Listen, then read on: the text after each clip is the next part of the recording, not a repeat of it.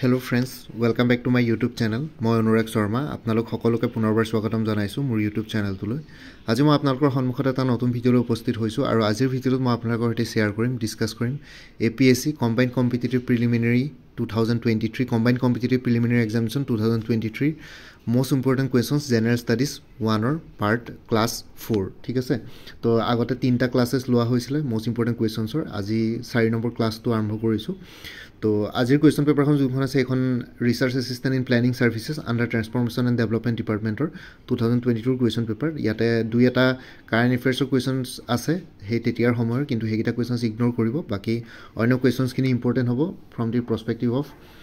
APSC CC Preliminary 2023 ঠিক আছে তো আজিৰ স্টাৰ্ট কৰো ভিডিওটো ফাৰ্স্ট কোৱেশ্চনটো unicorn is the term used in venture capital industry to describe a startup company with a value over ঠিক আছে ইউনিকর্ন এটা টার্ম হয় যোনটো ইউজ হয় ভেঞ্চাৰ ক্যাপিটাল ইন্ডাস্ট্ৰিৰ ক্ষেত্ৰত যোনটো ডেসক্ৰাইব কৰে স্টাৰ্টআপ কোম্পানী যাৰ ভ্যালু কিমান হয় এটা স্টাৰ্টআপ কোম্পানীৰ এটা নিৰ্দিষ্ট এটা ভ্যালু হলেহে হেতু ইউনিকৰ্ন হিচাপে স্বীকৃতি দিয়া হয় ডেসক্ৰাইব কৰা হয় ঠিক আছে ভেঞ্চাৰ ক্যাপিটাল ইন্ডাস্ট্রিত তো হেতু কিমান হয় এমাউন্টটো অপশন কিটা আছে option A $1 billion option B $10 billion option C $100 billion option D $1 trillion ঠিক আছে তো এটা কারেক্ট আনসার হ'ব অপশন এ $1 billion $1 billion যদি এটা স্টার্টআপ কোম্পানী এটাৰ ভ্যালু যদি $1 billion হয় তেতিয়া হলে হেতু ইউনিকৰ্ন হিচাপে ভেঞ্চাৰ ক্যাপিটাল ইন্ডাস্ট্ৰিত ডেসক্ৰাইব কৰা হয় বা স্বীকৃতি দিয়া হয় ৰিকগনিশন দিয়া হয় Number 2, which is the highest crude oil producing state in India? तो आमार भारतबर्षर आटाके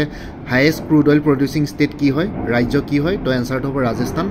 राजस्थान आटाके highest crude oil producing state আৰু ইয়াতে ৰাজস্থানৰ পিছত ৰাজস্থানক ফলো কৰিছে গুজৰাটে আৰু 3 নম্বৰত আছে আমাৰ অসম ঠিক আছে অসমখন third highest crude oil producing state in India প্ৰথমখন ৰাজস্থান সেকেন্ডখন গুজৰাট থাৰ্ডখন অসম ঠিক আছে এটো মনত ৰাখিব আৰু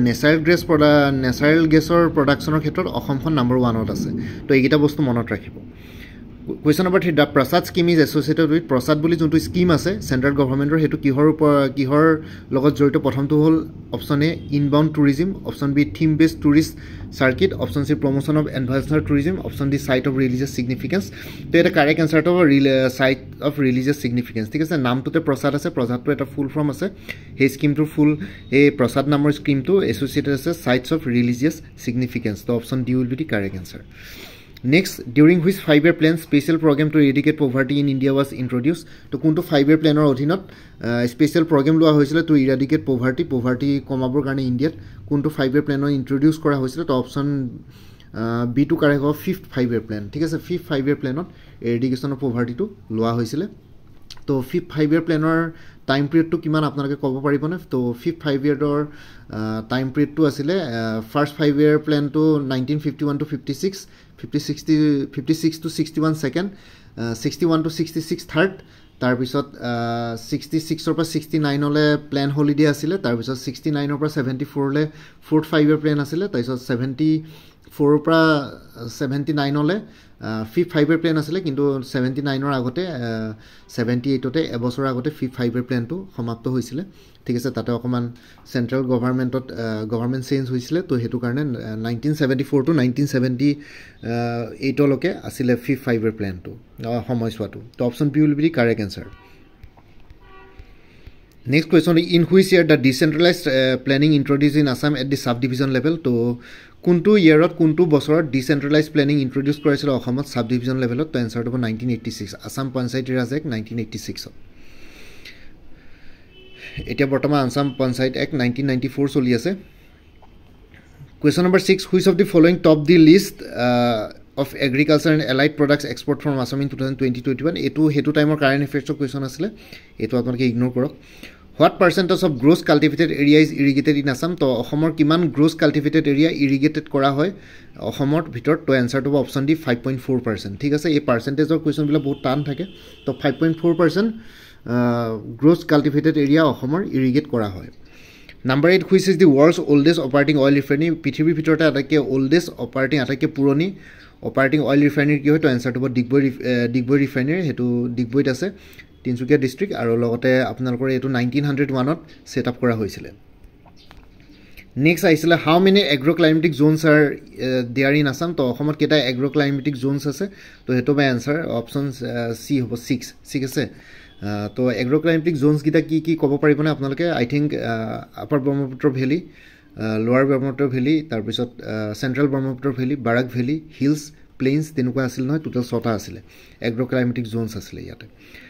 Next, as per agriculture census 2010-11, what is the percentage of agriculture working force in the state? So, agriculture census 2010-11 বৰ্ষৰ মতে, what is the percentage of agricultural working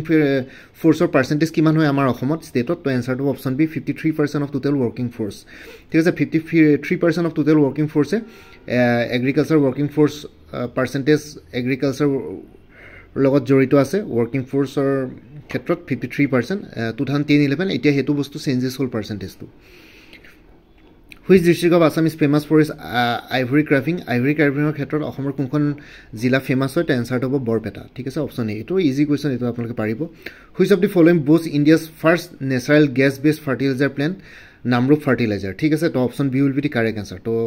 India's first natural gas based fertiliser প্লেণ্টটো আছে নামৰূপত